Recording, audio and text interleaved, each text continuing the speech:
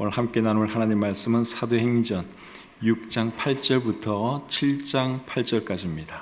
읽는 것은 6장 15절까지만 읽도록 하겠습니다. 스데반이 은혜와 권능이 충만하여 큰 기사와 표적을 민간에 행하니 이른바 자유민들 즉 구레네인, 알렉산드라인, 길리기아와 아시아에서 온 사람들의 회당에서 어떤 자들이 일어나 스데반과 더불어 논쟁할세 스데반이 지혜와 성령으로 말함을 그들이 능히 당하지 못하여 사람들을 매수하여 말하게 하되 이 사람이 모세와 하나님을 모독하는 말을 하는 것을 우리가 들었노라 하게 하고 백성과 장로와 서기관들을 충동시켜 와서 잡아가지고 공회에 이르러 거짓 증인들을 세우니 이르되 이 사람이 이 거룩한 곳과 율법을 거슬러 말하기를 마지 아니하는도다. 그의 말에 이 나사렛 예수가 이곳을 헐고 또 모세가 우리에게 전하여 준 규례를 고치겠다 함을 우리가 들었노라 하거늘 공회 중에 앉은 사람들이 다 스데반을 주목하여 보니 그 얼굴이 천사의 얼굴과 같더라. 아멘. 오늘은 사도행전 6장 8절부터 7장 8절까지의 말씀을 본문으로 해서 천사의 얼굴을 닮은 사람, 이런 제목으로 말씀 전하기를 원합니다. 본문은 스데반 집사님에 대한 말씀이지요. 스데반 집사님은 예루살렘 교회의 7 집사님 중에 한 분이었습니다. 예루살렘 교회가 집사님을 세운 이유가 뭐지요? 섬기고 봉사하는 일을 하라고 집사님들을 세웠지요. 예를 들면 구제하는 일이라든가 식탁을 섬기는 일, 이런 일을 하라고 집사님들을 세웠습니다. 그런데 예루살렘 교회 집사님들은 물론 그런 일도 잘했지만 말씀 전하고 전도하는 일도 정말 잘했습니다. 그래서 사도행전 7장에 보시면 스데반 집사님이 말씀 전하는 내용이 기록되어 있고 사도행전 8장에는 빌립 집사님이 전도하는 내용이 기록되어 있습니다. 본문에 어떤 말씀이 기록되어 있는지 한 구절씩 읽으면서 살펴보도록 하겠습니다. 6장 8절 우리 같이 한번 읽겠습니다. 스데반이 은혜와 권능이 충만하여 큰 기사와 표적을 민간에 행하니. 지금까지 표적과 기사는 누가 행했죠? 사도들이 행했죠. 그래서 사도행전 2장 43절에 보시면 사도들로 말미암아 기사와 표적이 많이 나타났다 하는 말씀이 있고, 또 5장 12절에 보시면 사도들의 손을 통하여 민간의 표적과 기사가 많이 일어났다 하는 말씀이 있습니다. 그런데 오늘 이 본문 8절에 보면 스데반 집사님도 표적과 기사를 행한 것을 우리가 알 수 있습니다. 그리고 사도행전 8장 6절을 보시면 빌립 집사님도 표적을 행했습니다. 사도행전 8장 6절 말씀을 제가 한번 읽어드리겠습니다. 무리가 빌립의 말도 듣고 행하는 표적도 보고 한 마음으로 그가 하는 말을 따르더라. 여기 보면 빌립 집사님도 표적을 행했다고 말씀을 하고 있죠. 그러니까 사도들도 당연히 표적을 행했지만 오늘 이 본문에 보시면 스데반 집사님도 표적을 행했고, 또 8장 6절에 보시면 빌립 집사님도 표적 행한 것을 우리가 알 수 있습니다. 빌립 집사님과 스데반 집사님의 공통점이 뭐죠? 두 분 다 사도들로부터 안수를 받고 세움받은 교회의 일꾼이었다 하는 것이죠.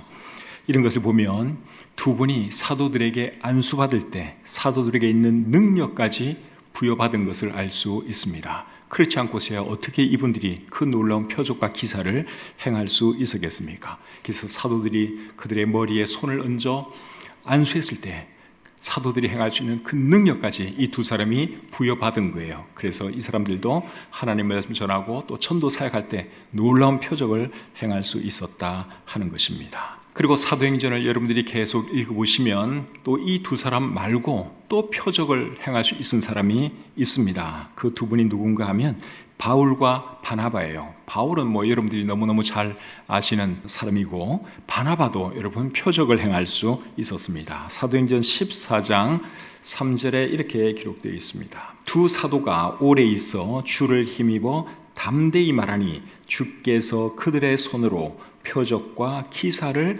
행하게 하여.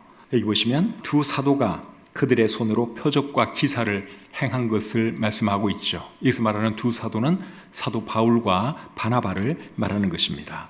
그래서 성경을 보시면 12사도 외에도 바나바, 또 그리고 빌립, 스데반 이런 분들이 표적과 기사를 행한 것을 우리가 알 수 있습니다. 표적과 기사에 대해서 마가복음 16장 17절과 18절은 이렇게 기록을 하고 있습니다. 믿는 자들에게는 이런 표적이 따르리니 곧 그들이 내 이름으로 귀신을 쫓아내며 새 방언을 말하며 뱀을 집어올리며 무슨 독을 마실지라도 해를 받지 아니하며 병든 사람에게 손을 얹은즉 나으리라 하시더라.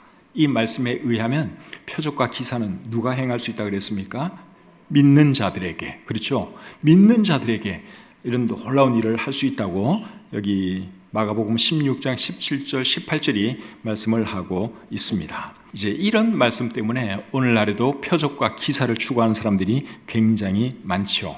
그런데 우리가 이 말씀을 잘 이해를 하셔야 됩니다. 이 말씀에 대해서 우리는 두 가지를 알아야 돼요. 첫째는 16장 17절 18절 말씀은 마가복음 16장 9절부터 20절 그 사이에 들어있는 말씀이죠.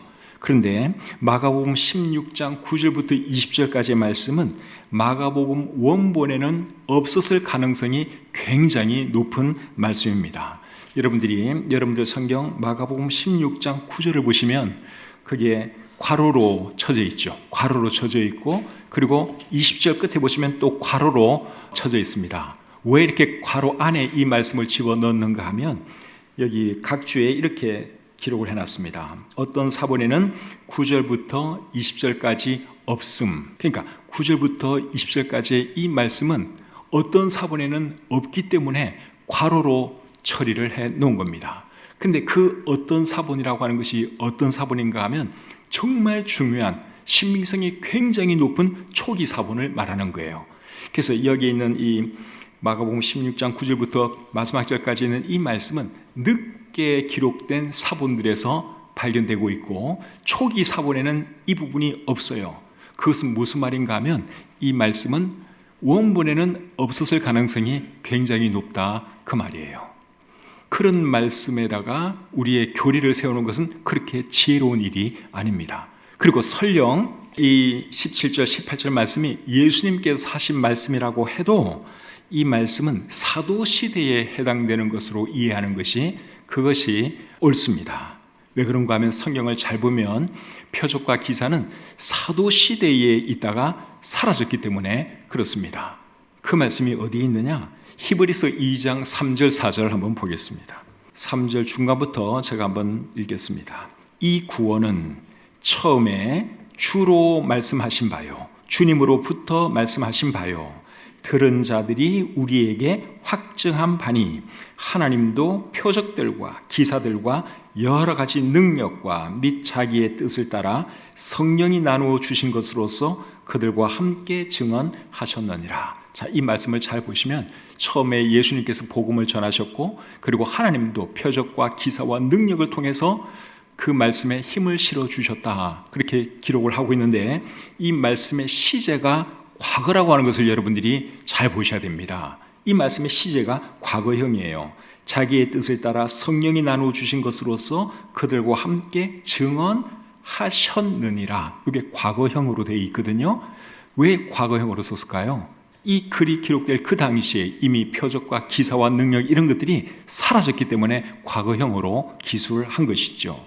만약에 이 말씀이 기록될 그 당시에도 표적과 기사와 능력이 활발하게 일어나고 있었다면 그들과 함께 증언하고 계시느니라 이렇게 현재 시제를 써야 합니다. 그런데 과거 시제로 썼다고 하는 말은 은사와 이런 모든 것들이 이제는 거의 끝났기 때문에 이렇게 과거형으로 쓴 것이죠. 9절 말씀 보겠습니다. 본문 9절입니다.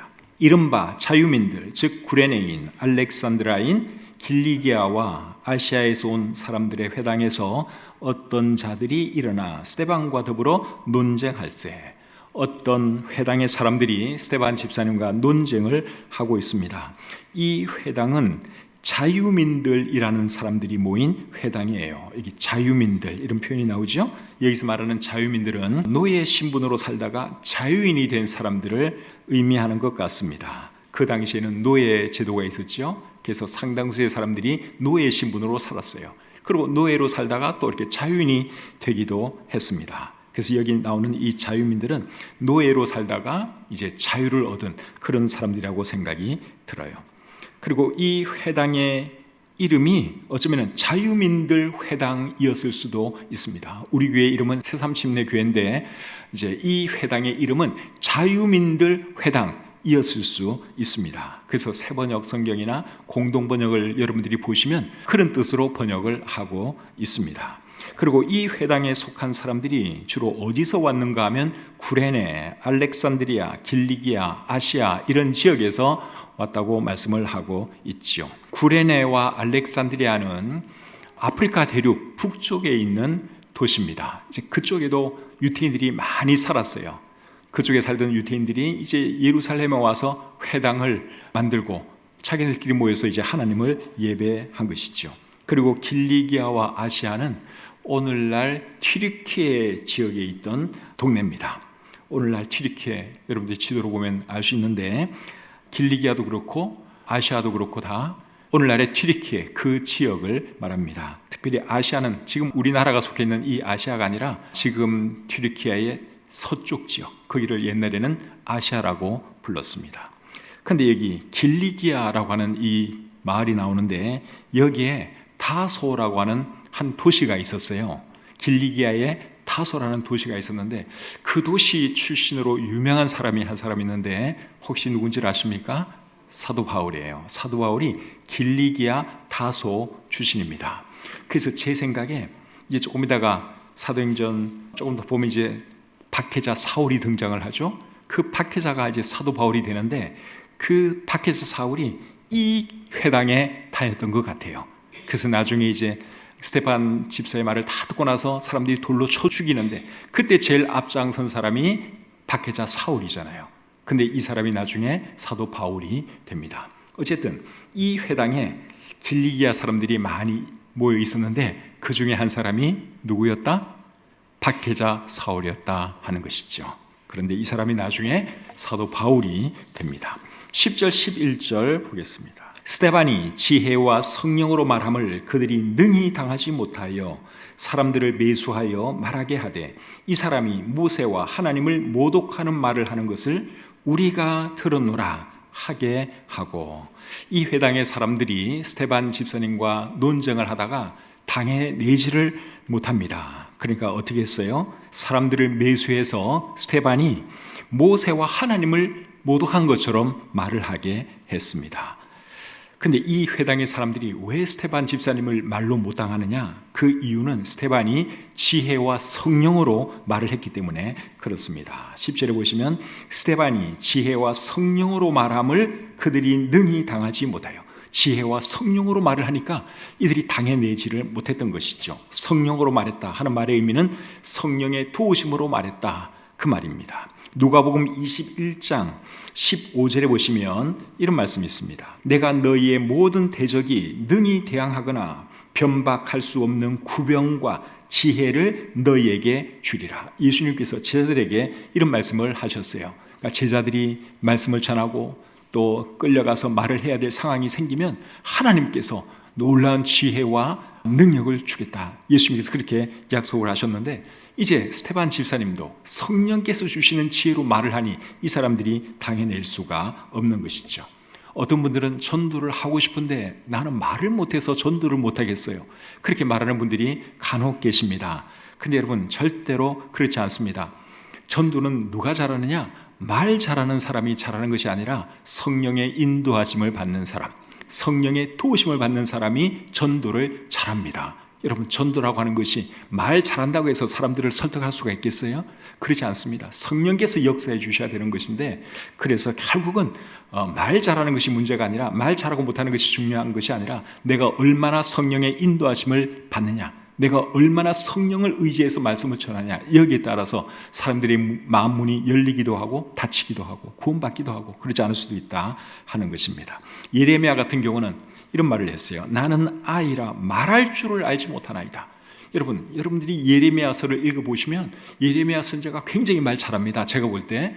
근데 이분이 하나님께서 그를 불렀을 때 나는 아이라서 말을 할 줄을 몰라요. 그렇게 말을 했어요. 그리고 모세는 또 하나님이 불렀을 때 뭐라고 대답했죠? 나는 입이 뻣뻣하고 혀가 둔한 자입니다. 그렇게 말을 했어요. 근데 모세가 말하는 것을 봐도 제가 볼 때 말 너무너무 잘합니다.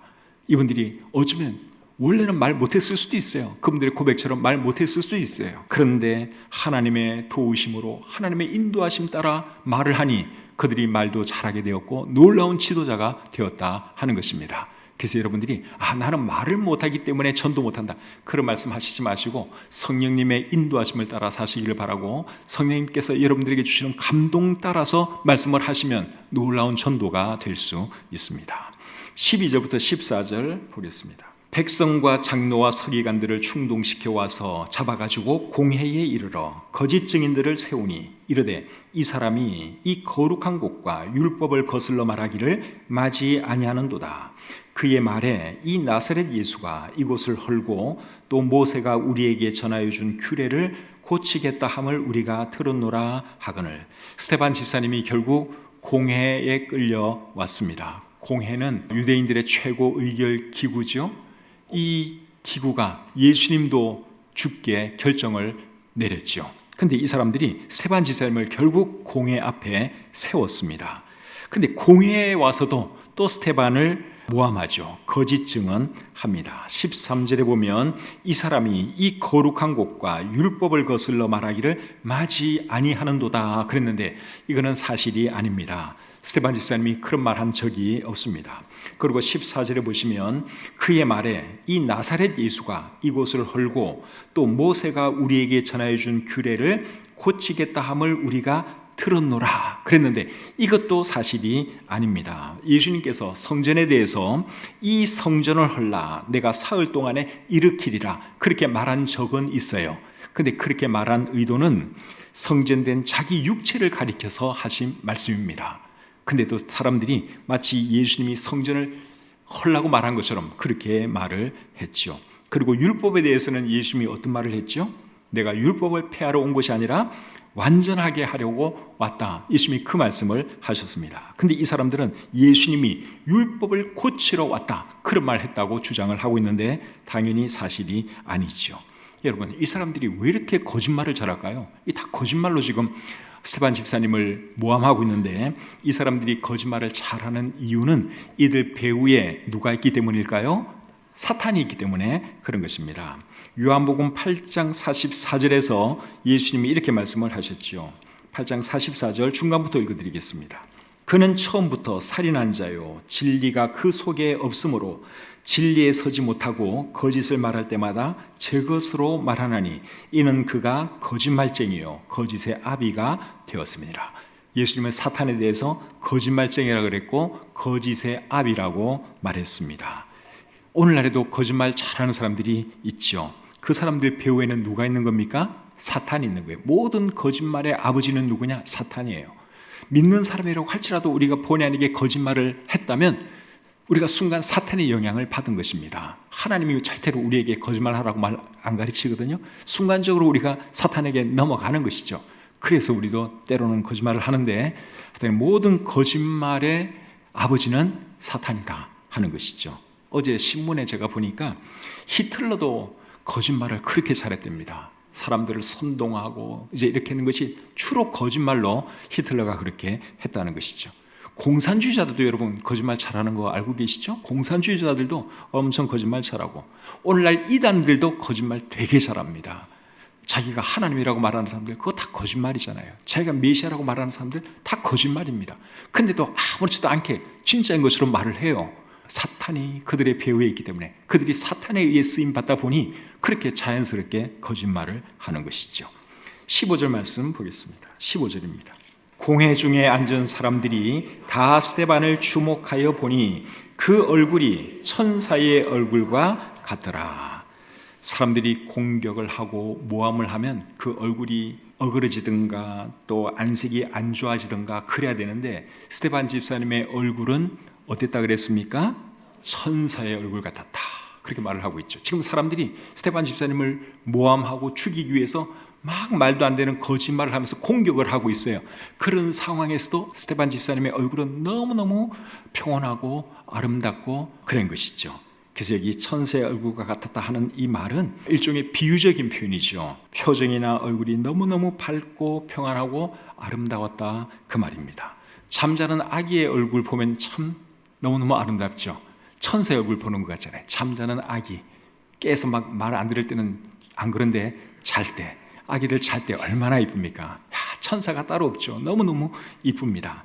근데 이 스테반 집사님은 아기도 아닌데 어른인데 그 얼굴이 천사와 같았다는 거예요. 놀랍지 않습니까? 링컨 대통령이 이런 말을 했습니다. 사람은 나이 40이 되면 자기 얼굴에 책임을 져야 한다.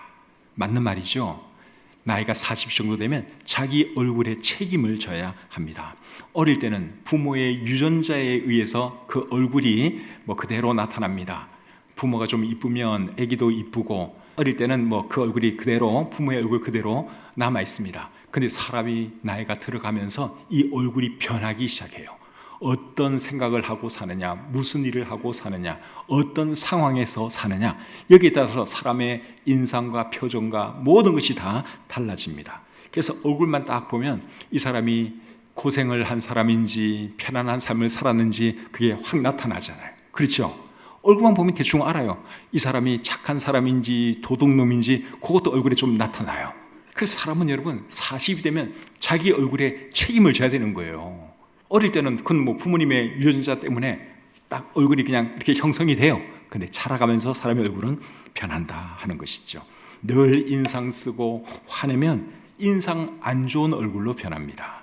그리고 반대로 늘 밝고 잘 웃으면 인상 좋은 얼굴로 변하지요. 전도서 8장 1절에 이런 말씀이 있습니다. 8장 1절 중간부터 읽겠습니다. 사람의 지혜는 그의 얼굴에 광채가 나게 하나니 그의 얼굴에 사나운 것이 변하느니라. 이 성경에 있는 말씀이에요. 사람의 지혜는 그의 얼굴에 광채가 나게 하나니 그의 얼굴에 사나운 것이 변하느니라. 옆 사람 얼굴 한번 보세요. 지금 광채가 나는지 사나운지.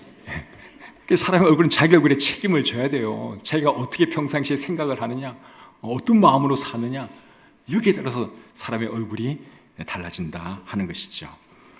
사람들이 저와 여러분의 얼굴을 보면 뭐라 그럴 것 같습니까? 야, 인상 한번 고약하다. 이런 말 들으면 안 되겠죠. 야, 저 사람 인상 진짜 좋다. 이런 말을 우리가 들어야 할 줄 믿습니다. 여러분들도 다 그런 얘기 듣고 있죠? 어쩌면 그렇게 인상이 좋으세요? 이쁘다, 잘생겼다 이 소리는 못 들어도 인상 좋다는 소리는 들어야 돼요. 저도 그 소리는 가끔 들어요. 참 인상이 좋으세요. 제가 전도지 이렇게 주면 어떤 사람은 혹시 목사님이세요? 그래. 내가 목사라고 말한 적이 없어요. 여기 이마에 써놓지도 않고. 근데 그냥 웃으면서 이거 저희 교회에서 나온 양말인데요. 이거 하나 가져가시고 여기 글도 한번 읽어보세요. 제가 그렇게 말하면서 이렇게 주면은 그렇게 말하는 사람이 있어요. 혹시 목사님이세요? 제 인상이 목사같이 생겼나 봐요. 그렇죠? 목사 노릇을 오래 하다 보니 이게 얼굴이 목사 얼굴이 된 거지. 근데 만약에 제가 못된 짓을 하고 사기꾼 노릇하고 지금까지 살아왔다면 저한테 그렇게 말하지 않겠죠. 근데 목사로 살다 보니 제 얼굴이 그냥 목사의 얼굴이 된 겁니다. 근데 인상 좋다는 말보다 한 단계 위 말이 뭔 줄 아십니까? 그게 이거예요. 천사의 얼굴 같습니다. 이 말은 제가 지금 못 들어봤어요. 아무도 저한테 이 말을 안 해요. 여러분들 중에 혹시 그런 말 들어보셨어요? 우리가 어릴 때는 다 그 말 들었어요. 우리 어릴 때 자는 모습 보고 야, 이 아이는 정말 천사 같다. 근데 우리가 커가면서 이제 키끝해야 인상 좋다 이 정도 듣는데, 여러분 우리 이 스테반 집사님처럼 정말 천사의 얼굴 같다 이런 말 들으시기를 바랍니다. 노력을 좀 했으면 좋겠어요. 7장 1절 2절 보겠습니다. 대제사장이 이르되 이것이 사실이냐? 스테반이 이르되 여러분 부형들이여 들으소서. 스테반을 공격하는 사람들의 말을 듣고 대제사장이 스테반 집사님에게도 말할 기회를 줍니다. 그 기회를 이용해서 스테반 집사님이 뭘 하느냐? 설교를 합니다. 사도행전에 여러 사람의 설교가 기록되어 있는데 제일 긴 설교가 사도행전 7장에 기록되어 있는 스테반 집사님의 설교예요.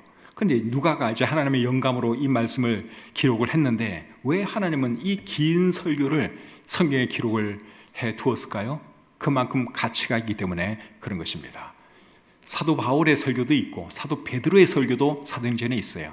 그분들 설교는 스테반 집사님보다 많이 짧아요. 근데 이분의 설교는 그 긴 설교를 여기 다 싣고 있다고 하는 사실입니다.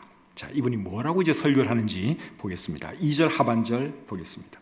우리 조상 아브라함이 하란에 있기 전 메소포타미아에 있을 때에 영광의 하나님이 그에게 보여 이르시되 내 고향과 친척을 떠나 내가 내게 보일 땅으로 가라 하시니. 자, 스테반 집사님이 먼저 아브라함에 대한 이야기를 하면서 말을 시작했습니다. 아브라함은 가나안 땅으로 오기 전에 하란에서 살았어요.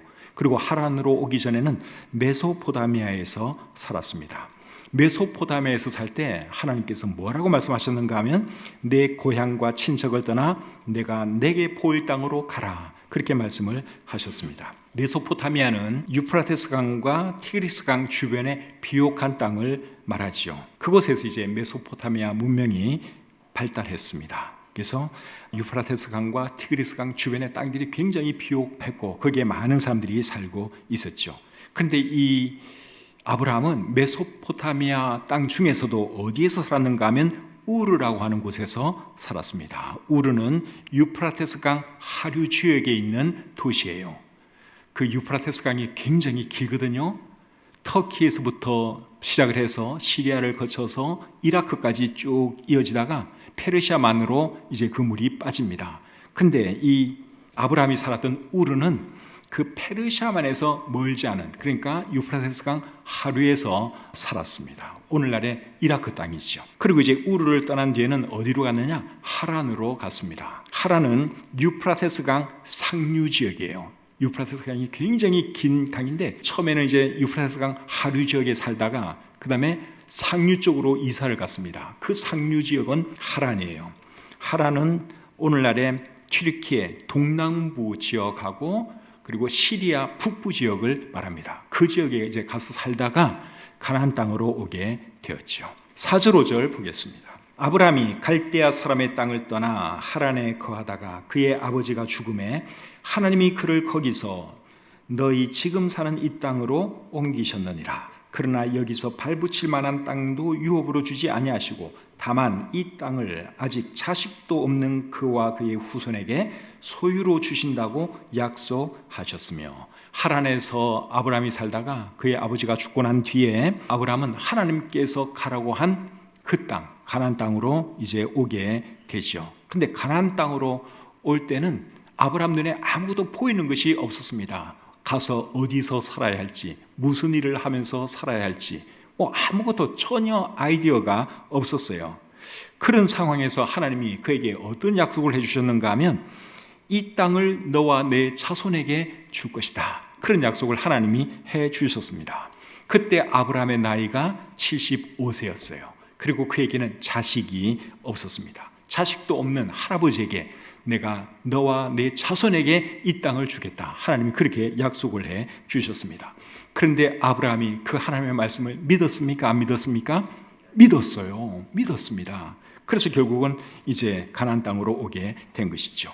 그의 믿음에 대해서 히브리서 11장 8절은 이렇게 말씀을 합니다. 믿음으로 아브라함은 부르심을 받았을 때에 순종하여 장래의 유업으로 받을 땅에 나아갈새 갈 바를 알지 못하고 나아갔으며, 갈 바를 알지 못하고 나아갔다, 그렇게 말씀을 하고 있죠. 하나님이 가라니까 그 말에 순종을 해서 이 사람이 가나안 땅까지 오게 된 것입니다. 6절 7절 계속 보겠습니다. 하나님이 또 이같이 말씀하시되 그 후손이 다른 땅에서 나그네가 되리니 그 땅 사람들이 종으로 삼아 400년 동안을 괴롭게 하리라 하시고, 또 이르시되 종 삼는 나라를 내가 심판하리니 그 후에 그들이 나와서 이곳에서 나를 섬기리라 하시고, 아브라함의 후손이 다른 나라에서 400년 동안 종살이할 것을 하나님께서 말씀하셨습니다. 그리고 종살이하고 난 뒤에는 다시 가나안 땅으로 돌아오게 될 것이라고 말씀을 하셨지요.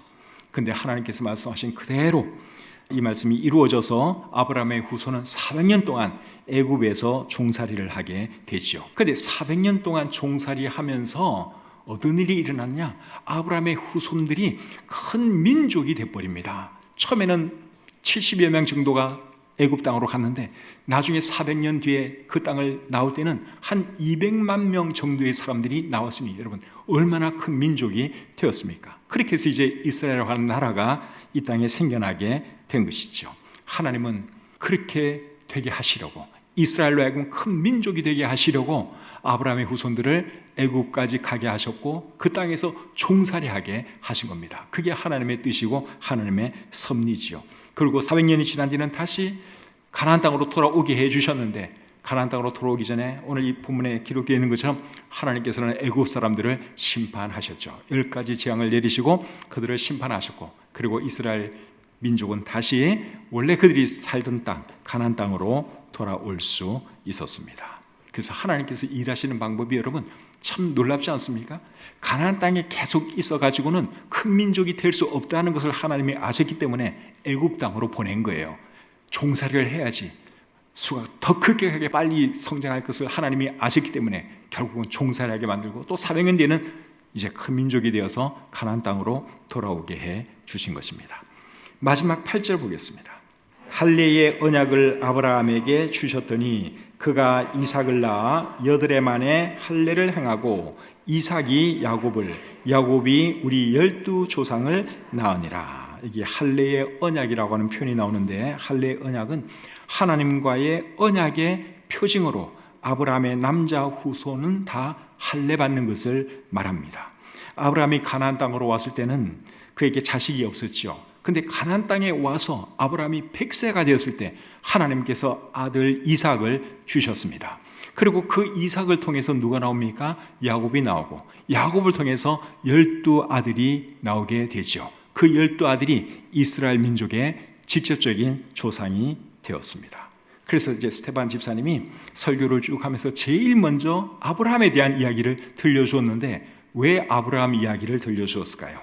그 이유는 아브라함은 믿음이 있는 사람이었고 그의 혈통을 통해서 메시아 예수님이 이 땅에 오셨는데 왜 당신들이 예수님을 받아들이지 않습니까?